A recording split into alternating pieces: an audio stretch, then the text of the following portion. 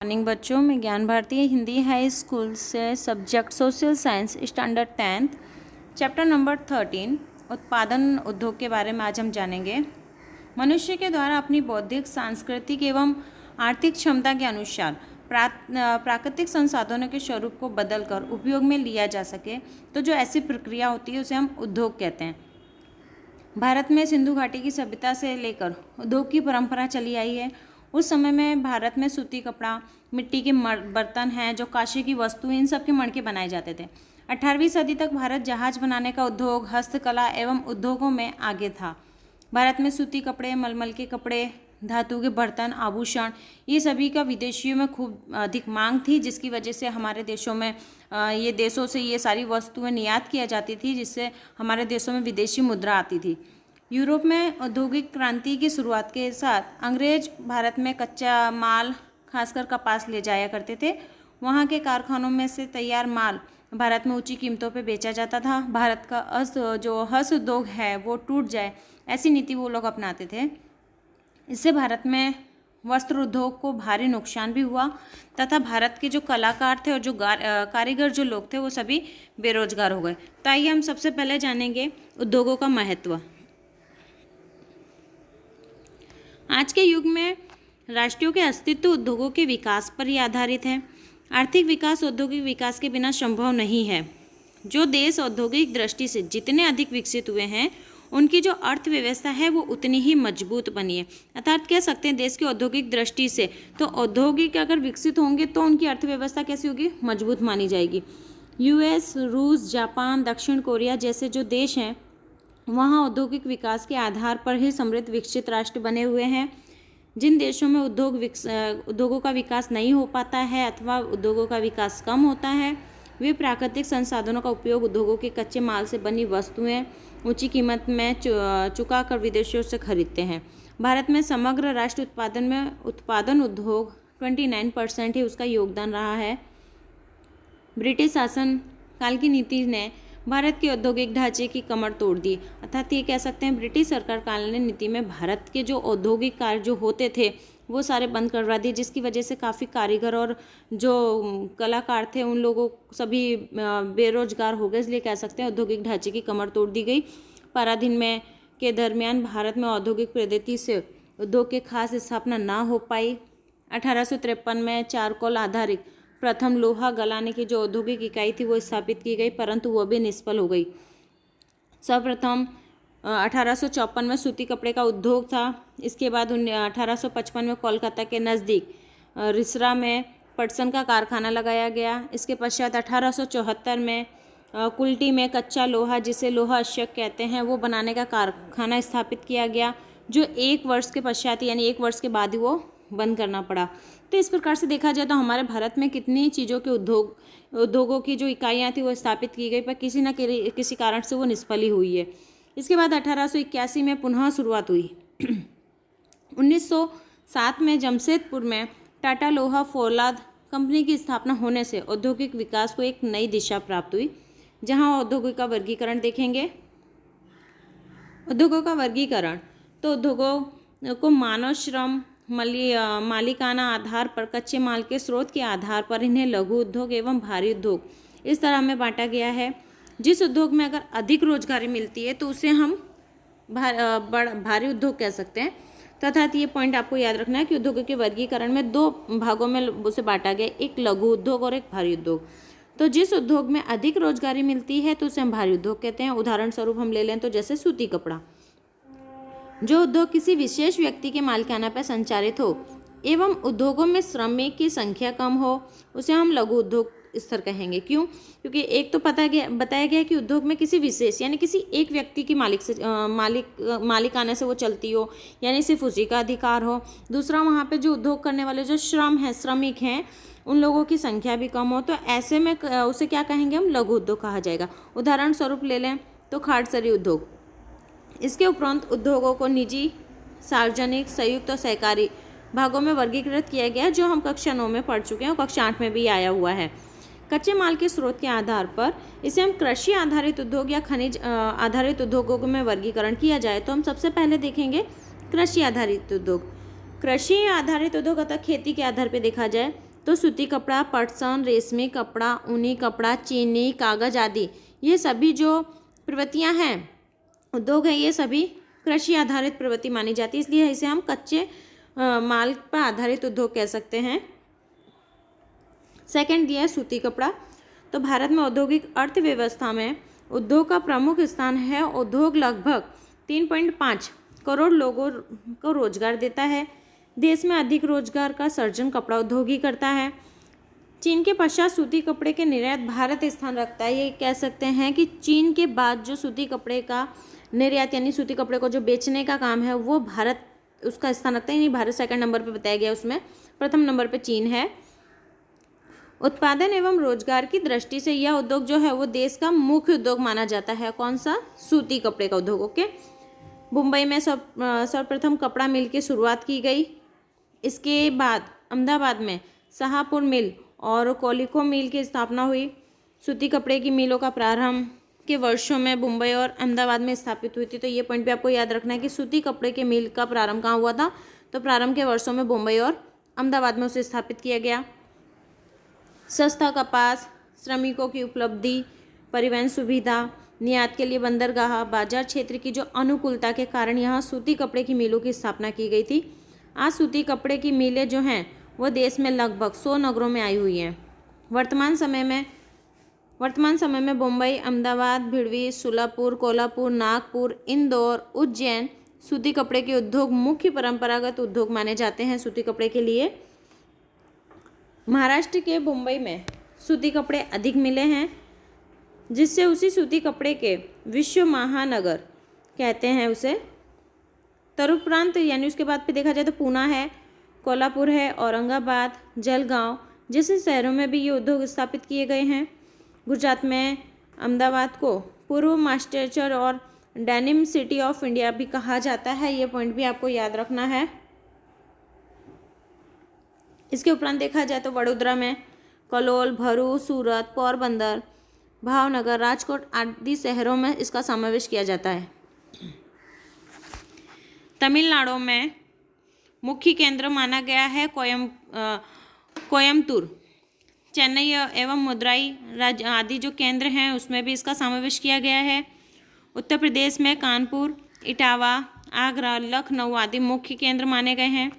मध्य प्रदेश में इंदौर, ग्वालियर, उज्जैन एवं देवास मुख्य केंद्र हैं। पश्चिम बंगाल में कोलकाता, हावड़ा, मुर्शिदाबाद मुख्य केंद्र माने गए हैं। पंजाब में देखा जाए राजस्थान, पंजाब, हरियाणा आदि राज्यों में भी सूती कपड़े का उद्योग जो है उसका काफ़ी विकास देखने को मिला है। उद्योग के विकेंद्रीकरण करने वाले जो तत्व हैं उसमें व्यापार, बाजार क्षेत्र, परिवहन, बैंक और बिजली की सुविधा देखने को मिली है। आज यह कपड़ा उद्योग उत्तम प्रकार की कपास की कमी, पुराने यंत्रों का उपयोग करना, अनियमित बिजली की आपूर्ति करना, कृत्रिम रेशम वाले कपड़ों में स्पर्धा और विश्व बाजार में तीव्र स्पर्धा समस्याओं का सामना कर रहा है। भारत, रूस, संयुक्त राज्य America, Sudan, Nepal, Australia, France, दक्षिण अफ्रीका आदि देशों में सूती कपड़े निर्यात करता है। सेकंड पॉइंट है हमारा पटसन कपड़े का उद्योग। पटसन यह दूसरे क्रम पर आने वाला भारत का मुख्य उद्योग माना जाता है। प्रथम सूती कपड़ा है, सेकंड बताया जाएगा। तो भारत का मुख्य उद्योग सेकंड नंबर पे है पटसन। पटसन एवं पटसन से बनी जो चीज वस्तु हैं उसका उत्पादन भारत में के स्थान पर देखा जाए तो प्रथम स्थान पर आया हुआ है। पटसन के निर्यात में भारत का क्रम जो है वो बांग्लादेश के बाद दूसरे नंबर पे आता था। कह सकते हैं कि भारत, हमारा जो भारत देश है वो पटसन का निर्यात करता है, लेकिन पटसन चीज़ों को, पटसन से बनी हुई जो चीज़ वस्तु हैं उन्हें बेचता है, तो उससे बांग्लादेश के बाद दूसरे नंबर पे भारत आया हुआ है। देश में पटसन के कुल उत्पादन में लगभग 80% और आंध्र प्रदेश में 10% एवं बाकी का उत्तर प्रदेश, मध्य प्रदेश, ओडिशा, असम, त्रिपुरा पटसन का उत्पादन होता है। पटसन को संशोधित करने के लिए भारी मात्रा में पानी का उपयोग होता है। इसकी अधिकांश मिलें हुगली नदी के किनारे आई हुई है। अर्थात कह सकते हैं कि यानी पटसन को सुशोभित बनाने के लिए पानी का अधिक उपयोग किया जाता है, इसलिए इसकी जो पटसन की जो मिलें हैं वो अधिकतर हुगली नदी के किनारे आई हुई हैं, जिससे इसके पानी की जो मात्रा है वो पर्याप्त मात्रा उसे पानी की मिलती रहे। सस्ता मानव श्रम बैंक एवं बीमा सुविधा, निर्यात के लिए बंदरगाह की सुविधा के कारण पश्चिम बंगाल में यह उद्योग केंद्रित माना गया है। आज विभिन्न वस्तुओं की पैकिंग के अन्य विकल्पों के कारण पटसन की जो मांग है उसमें कमी आती दिखाई दे रही है। अधिक उत्पादन खर्च, बाजार में पटसन की घटती मांग जैसी समस्याओं का सामना पटसन उद्योग कर रहा है। थर्ड पॉइंट है हमारा रेशमी कपड़े। भारत में रेशमी कपड़े के उत्पादन सुदृढ़ परंपरा रही है। चीन के बाद भारत रेशम उत्पादन करने वाला द्वितीय क्रम वाला देश माना गया है। भारत में 4 प्रकार के रेशम का उत्पादन होता है। तो 4 प्रकार के बताए गए हैं। भारत के अंदर 4 प्रकार के रेशम का उत्पादन किया जाता है। सहतूती, इरी, टसन और मूंगा, ये 4 नाम बताए गए हैं। वर्तमान समय में भारत में 300 जितनी रेशमी कपड़ा बुनाई की मिलें हैं। कर्नाटक, मध्य प्रदेश, पश्चिम बंगाल, तमिलनाडु, पंजाब, जम्मू कश्मीर कच्चा रेशम तैयार करने वाला ये मुख्य राज्य माना जाता है। तो ये आपको मुख्य राज्य बताने हैं रेशम कपड़े के लिए। रेशमी वस्तुओं को निर्यात यूरोप, अफ्रीका, मध्य पूर्व में देशों के बड़े पैमाने पर की जाती है। उसके अथवा देखी जाए तो जर्मनी है, सिंगापुर, यूएस, कुवैत, मलेशिया एवं रूस आदि देशों में भी इसका निर्यात किया जाता है। अंतर्राष्ट्रीय बाजार में भारतीय रेशम को चीन की रेशम की तीव्र स्पर्धा का सामना भी करना पड़ता है। यहाँ आपको ये नक्शा दिया हुआ है जिसमें भारत का कपड़ा उद्योग दिया हुआ है। आपको बुक में दिया होगा, आपको यहाँ देख लेना है। यहाँ आपको ब्लैक कलर के जो पॉइंट है उसमें सूती कपड़ा है, जो त्रिभुज दिया हुआ है बना के उसमें ऊनी कपड़ा, और रेड वाला जो स्क्वायर बना हुआ है वो है आपका रेशमी कपड़ा के उद्योग। तो ये आपको इसमें देख लेने हैं जितने भी यहाँ पे। सबसे पहले सूती कपड़ा देखेंगे तो ये देखो मदुरई दिया हुआ है, नीचे कोयम्बटूर, पुणे, मुंबई, औरंगाबाद, जलगांव, सूरत, पोरबंदर, राजकोट, अहमदाबाद, बड़ोदरा, वधवा, इंदौर, देवास, उज्जैन, हुगली, ग्वालियर, आगरा। इस तरह से यहाँ पर आपको ये सारे के सारे सूती कपड़े दिए गए हैं। इसके बाद आपका ऊनी कपड़े हैं, तो आपको इस तरह से इसमें आपको बता देना है। अब हम देखेंगे ऊनी कपड़ा। भारत में कुटीर उद्योग के स्वरूप में ऊनी कपड़े का इतिहास बहुत पुराना है। सबसे अधिक ऊनी कपड़े की मिलें पंजाब में पाई जाती हैं। इसके बाद का क्रम महाराष्ट्र में आता है। उत्तर प्रदेश में भी ऊनी कपड़े की मिलें हैं। गुजरात में अहमदाबाद, जामनगर में ऊनी कपड़ों के वस्त्रों के ये केंद्र देखने को मिलते हैं, जहाँ राजस्थान में बीकानेर, जयपुर तथा जम्मू कश्मीर में श्रीनगर, कर्नाटक में बेंगलुरु जो हैं ये इनके मुख्य केंद्र माने गए हैं ऊनी कपड़े के। ऊन में से बने कालीन का निर्माण भी भारत में होता है। अमेरिका, कनाडा, जर्मनी, फ्रांस, रूस आदि देशों में ऊनी कपड़े का निर्यात किया जाता है। अब हम यहाँ देखेंगे कृत्रिम कपड़ा। मानव निर्मित रेशे में से बने कपड़े मजबूती, टिकाऊ तथा सिलवट ना पड़ने वाले जो कारण है इसी उद्योग का एक अच्छा विकास देखने को मिला है।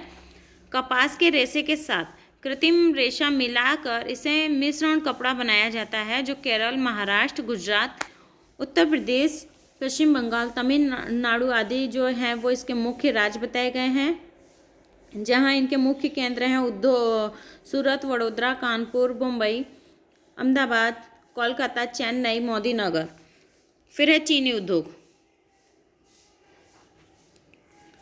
गन्ने के रस में से गुड़ बनाने का उद्योग अत्यंत प्राचीन है। कृषि पर आधारित उद्योग में कपड़े के बाद भारत में चीनी उद्योग है। तो ये कृषि आधारित है चीनी उद्योग। क्यों? क्योंकि ये चीनी किस में से प्राप्त होती है? तो हमें गन्ने के रस में से गुड़ बनाना, चीनी बनाना, ये उद्योग एक प्रकार का। तो ये कृषि आधारित है, इसलिए कह सकते हैं कि कृषि के आधार पर कपड़े के बाद, कपड़ा यानी कपास में से प्राप्त होता है तो वो भी एक कृषि आधारित है। तो कपड़े के बाद चीनी उद्योग आता है। गन्ने में से रही पानी की जो मात्रा कम ना हो जाए, इसलिए गन्ना काटने के बाद 24 घंटे में उसकी पेराई करनी आवश्यक पड़ती है, अन्यथा उसमें चीनी का उत्पादन घट जाती है। इससे चीनी तथा खांडसरी के कारखाने उसके उपरांत देश क्षेत्रों में पास के स्थान पर ही स्थापित किए जाते हैं।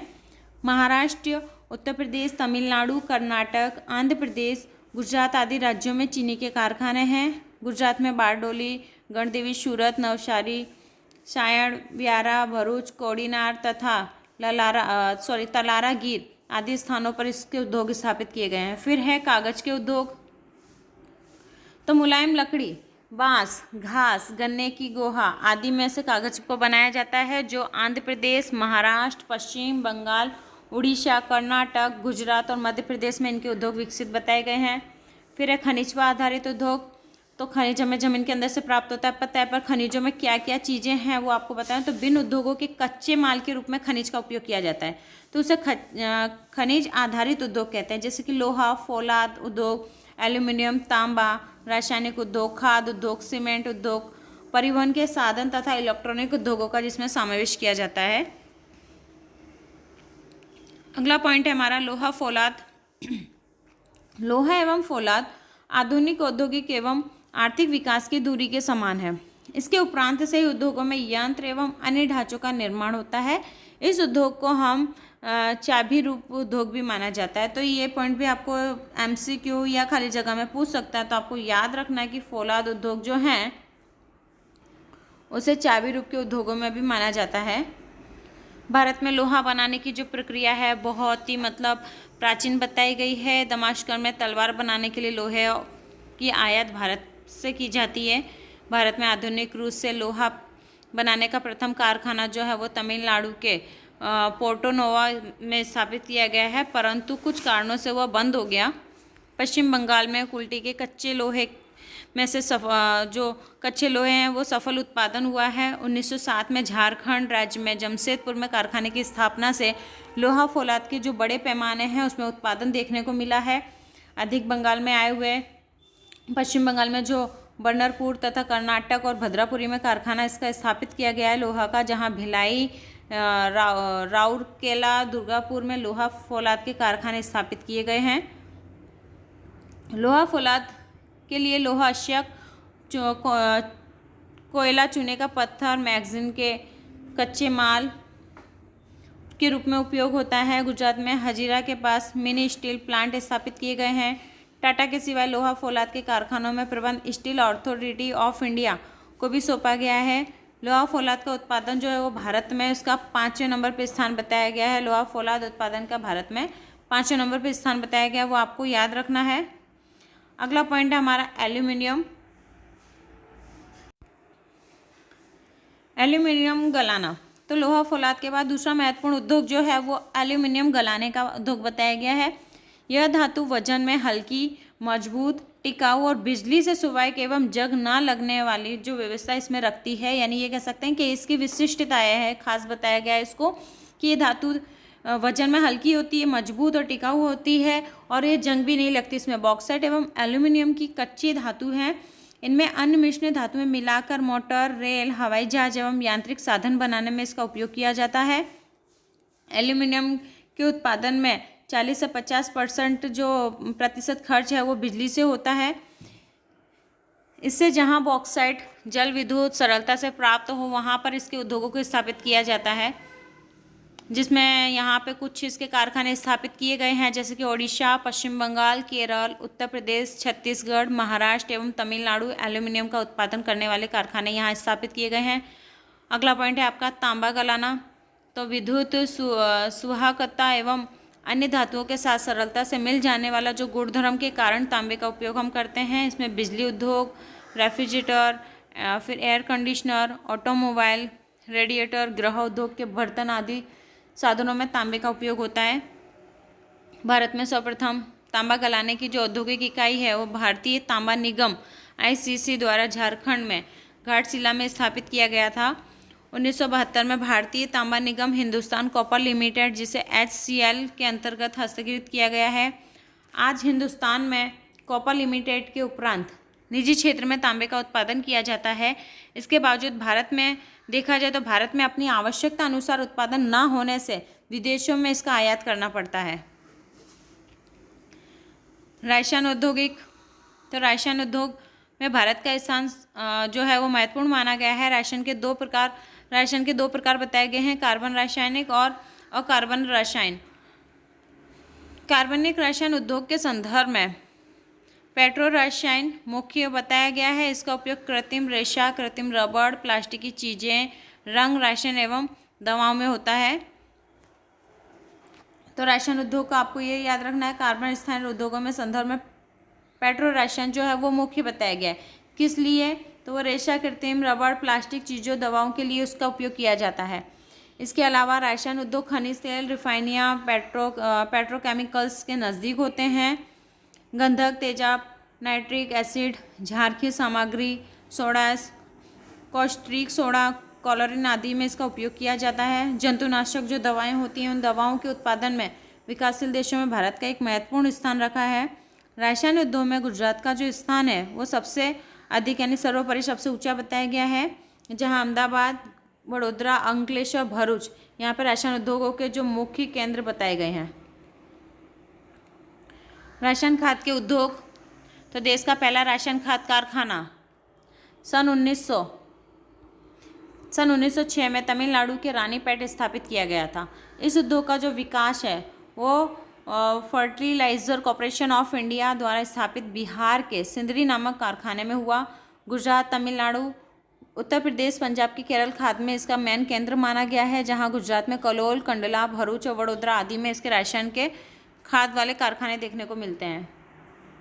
प्लास्टिक उद्योग, तो प्लास्टिक उद्योग जो है वो देश में प्रतिवर्ष प्लास्टिक के कच्चे मांग जो है वो लगातार बढ़ती दिखाई देती है। इसमें वृद्धि होती ही रहती है, जैसे कि वाटरप्रूफ या साँचे में ढाल जा सके ऐसे गुणधर्म वाले पैकिंग, रासायनिक संचय, टैक्स, टाइल, भवन निर्माण, वाहन निर्माण, इलेक्ट्रॉनिक्स आदि का में इसमें उपयोग होता है। फिर है सीमेंट उद्योग, जो भवन निर्माण, सड़कें, बांध बनाने के लिए, नया निर्माण करने के लिए सीमेंट अनिवार्य है। भारत का जो स्थान है वो सीमेंट उत्पादन में चीन के बाद इसका दूसरा स्थान बताया गया है सीमेंट का। विश्व में लगभग 6% उत्पादन करने वाला देश है हमारा भारत देश सीमेंट के बारे में। फिर चूना पत्थर, कोयला, बॉक्साइट, चिनाई मिट्टी आदि सीमेंट बनाने के लिए कच्चे माल हैं। कच्चे माल एवं उत्पादन वजन में भारी होने से सीमेंट के कारखाने जहाँ कच्चा माल अधिक प्रमाण में उत्पन्न होता है वहीं इसको स्थापित किया जाता है। सीमेंट बनाने के लिए जो गुजरात है गुजरात में इसका उद्योग सबसे अच्छा विकास माना गया है। अब आपके परिवहन के साधनों का उपयोग उद्योग, तो यात्रा के लिए अनेक वाहन आपने देखे ही होंगे। पहले पशुओं से खींचे जाने वाले वाहन थे, अर्थात कह सकते हैं कि जब व्यक्ति जो आधुनिक नहीं हुआ था तो उस समय प्राचीन समय में पशुओं से खींचे जाने वाले वाहन थे जिसकी गति एकदम धीमी थी, जैसे कि बैलगाड़ी है, घोड़ा गाड़ी है, ऊँट गाड़ी है, खच्चर हैं, तो इन सब की गतियाँ एकदम धीमी थी। आज आधुनिक युग में मार्ग विकास के साथ तीव्र गति वाले वाहनों का उपयोग बढ़ता जा रहा है। इन वाहनों का निर्माण करने वाले उद्योग में परिवहन उद्योग कहलाते हैं, जिसमें पहला है रेलवे। भारत में यात्रा के लिए रेल सेवा का कार्य जो है वो एकदम प्रशंसनीय बताया गया है। रेलवे अपनी आवश्यकता के उपकरण जैसे कि रेल इंजन, यात्रा एवं मालगाड़ी के डिब्बे आदि स्वयं तैयार करती है। इसका निजी स्तर भी उत्पादन होता है। रेल इंजन 3 प्रकार के होते हैं, भाप, विद्युत और डीजल। तो भाप से चलने वाला, विद्युत से चलने वाला और डीजल से चलने वाला, इस प्रकार से रेल के इंजन 3 प्रकार के बताए गए हैं। वर्तमान समय में भाप से चलने वाले इंजन एवं पर्यटन के जो पर्यटन यानी कि जो हम प्रवास वगैरह लेते हैं उसके उद्देश्य से चलाई जाने वाली हैरीजेट का विरासत रेलों में उपयोग किया जाता है। डीजल एवं विद्युत इंजनों का उपयोग पश्चिम बंगाल के मिहिजाम, चितरंजन लोकोमोटिव वर्क्स, बनारस के diesel locomotive works, Jamshedpur Tata locomotive works में होता है। यात्रा के लिए डिब्बे पेरम्बूर, बेंगलुरु, कपूरथला एवं कोलकाता में बनते हैं।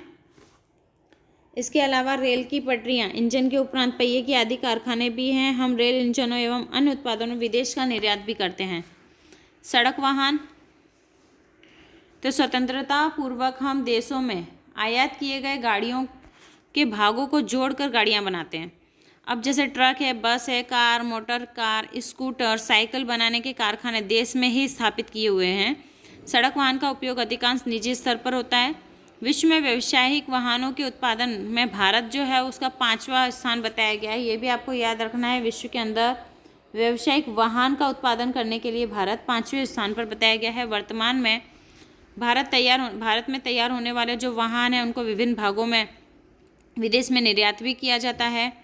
ट्रैक्टर, साइकिल के बड़े पैमाने में उत्पादन होता है जिसे हम निर्यात कहते हैं, अर्थात ये कह सकते हैं कि भारत में से ट्रैक्टर और साइकिल इसका बड़े पैमाने पर उत्पादन होता है, जो भारत से हम इसे दूसरी जगह पे विदेशों में निर्यात यानी बेचा जाता है। जहाज निर्माण। भारत में जहाज निर्माण का उद्योग जो है वो प्राचीन समय से ही है, परंतु वर्तमान समय में आधुनिक स्तर के जहाज बनाने के मुख्य 5 केंद्र हैं: विशाखापट्टनम, कोलकाता, कोचीन, मुंबई, मार्मगोवा जो सार्वजनिक क्षेत्र माने गए हैं। कोची एवं जो विशाखापट्टनम है वो बड़े आकार में जहाज़ों का निर्माण करता है, इसलिए जहाज निर्माण के लिए इन कोची और विशाखापट्टनम को ज़्यादा माना जाता है। तो उपरांत बताया जाए तो निजी क्षेत्रों में जहाज़ों की गोदियाँ भी स्थायित्व आवश्यकता पूर्ण करती है। फिर है इलेक्ट्रॉनिक उद्योग। तो रेडियो सेट तथा टेलीफोन उद्योग की स्थापना 1905 में भारत में हुई, जिससे इलेक्ट्रॉनिक्स उद्योग का प्रारंभ कर सकते हैं। भारत में इलेक्ट्रॉनिक लिमिटेड BEL में बेंगलुरु में स्थापित हुई, जिसका उद्देश्य था सेना, आकाशवाणी, हवामान विभाग में उपकरण करना। आज भारतीय जो स्पेस रिसर्च ऑर्गेनाइजेशन के साथ सहयोग करके इलेक्ट्रॉनिक उपकरणों का निर्माण कर रही है। इस उद्योग के सामान्य लोगों के जीवन में अर्थतंत्र तथा लोगों की जीवन शैली जो है उसमें काफ़ी बड़ा परिवर्तन देखने को मिलता है। कंप्यूटर में हार्डवेयर है, सॉफ्टवेयर है, इसके क्षेत्र में भारत ने बहुत ज़्यादा प्रगति की है। बेंगलुरु का उद्योग की जो राजधानी उसे बनाया गया है, उसे भारत की सिलिकॉन वैली कहा जाता है। इस उद्योग के विकास के लिए सॉफ्टवेयर पार्क, विज्ञान पार्क तथा प्रौद्योगिक पार्क जो है वो बनाए गए हैं। भारत में इस उद्योग का भविष्य सुनहरा बताया गया है कि कह सकते हैं कि इसकी वजह से हमारे भारत का देश। औद्योगिक प्रदूषण तथा पर्यावरणीय अतिक्रमण। तो देश के आर्थिक विकास में औद्योगिक उत्पादनों का जो योगदान है वो उल्लेखनीय रहा है। उद्योगों ने प्रदूषण में भी वृद्धि की है एवं पर्यावरण को अतिक्रमण किया है, या कह सकते हैं कि जिस तरह से उद्योगों में विकास हो रहा है उसकी वजह से हमारा जो पर्यावरण प्रदूषण है उसमें भी वृद्धि देखने को मिलती है। प्राकृतिक तथा मानव सर्जित कारणों से पर्यावरण की जो गुणवत्ता है वो बिल्कुल घटती जा रही है, इसे पर्यावरण का अतिक्रमण कहा जा सकता है। उद्योगों द्वारा मुख्य 4 प्रकार के प्रदूषण फैलते हैं, जिसमें दिया है वायु प्रदूषण, जल प्रदूषण, भूमि प्रदूषण, ध्वनि प्रदूषण। तो ये किस प्रकार से फैलते हैं तो कक्षा 8 में हम लोग पढ़ चुके हैं। वायु प्रदूषण जो उद्योगों में धुआं वगैरह निकलता है, उसमें वायु में जो धुआं निकलता है उद्योगों में, जो रजकणों में मिल जाते हैं तो वो वायु का प्रदूषण है। जल प्रदूषण तो उद्योगों में जो रासायनिक तेल और जो गंदा पानी होता है जो उपयोगी नहीं होता है उसे खुली जमीन या गटरों में छोड़ दिया जाता है, जिससे जमीन का और जल का प्रदूषण होता है। यंत्रों की बड़ी बड़ी आवाज़ें होना, ठीक है, तेज आवाज़ होना, ये जो है ध्वनि प्रदूषण माना जाता है। तो इस प्रकार से कह सकते हैं कि उद्योगों का मुख्य प्रकार से ये 4 प्रदूषण पाए जाते हैं। वर्तमान स्पर्धात्मक समय में उद्योगों ने बड़े पैमाने पर जो बड़ा प्रमाण पर देखा जाए तो हवा एवं जल प्रदूषित किया है। मानो कार्बन मोनोऑक्साइड एवं सल्फर डाइऑक्साइड जैसे अति नुकसानकारक गैसों के कारण हवा जो है वो प्रदूषित बनती जा रही है। औद्योगिक कचरे के कारण हमारा जल प्रदूषण हो रहा है। आज कई कारखानों के नियम में अवगणना कर औद्योगिक रूप से प्रदूषित पानी को नदी में बहा दिया जाता है, जिसकी वजह से पानी दूषित होता है और अति दूषित बनता जा रहा है। ध्वनि प्रदूषण का मानव जीवन पर असर पड़ता है, वो बहरापन होने का एक कारण है। मनुष्य जो है तेज आवाज़ की वजह से उसको मानसिक तनाव अनुभव होता है। तो इस प्रकार से ये ध्वनि प्रदूषण, इस प्रकार से चारों प्रदूषण जो है वो पर्यावरण को नुकसान पहुंचा रहे हैं। पर्यावरण अतिक्रमण रोकने के उपाय। तो देश का विकास हो परंतु साथ में पर्यावरण का विनाश भी ना हो, इस प्रकार हमें देश का विकास करना चाहिए। आधुनिक विकास का योग आयोजन कर प्रदूषण की मात्रा घटाई जा सकती है। उपकरणों की जो गुणवत्ता है वो ईंधन के चयन के द्वारा प्रदूषण को कम किया जा सकता है। वायु में उत्सर्जित होने वाले जो प्रदूषण है उसे फिल्टर करके यंत्र प्रेसिपिटेटर्स द्वारा नियंत्रण करना चाहिए। उद्योग के प्रदूषित पानी जो है, पानी की प्रक्रिया को शुद्ध किया जा सकता है। तो इस प्रकार से पर्यावरण अतिक्रमण के उपाय हैं। आज ही हमारा चैप्टर पूरा हुआ। आपको इस चैप्टर के सभी क्वेश्चन आंसर जो हैं वो क्वेश्चन आंसर आपको इसी बुक में मिल जाएंगे इस चैप्टर के अंदर। तो आपको ये चैप्टर पूरा करके इसके क्वेश्चन आंसर नोटबुक में हल कर लेने हैं। हमारे इस वीडियो को लाइक करें, सब्सक्राइब करें, जिससे आने वाले सभी वीडियो आपको समय अनुसार मिलते रहें।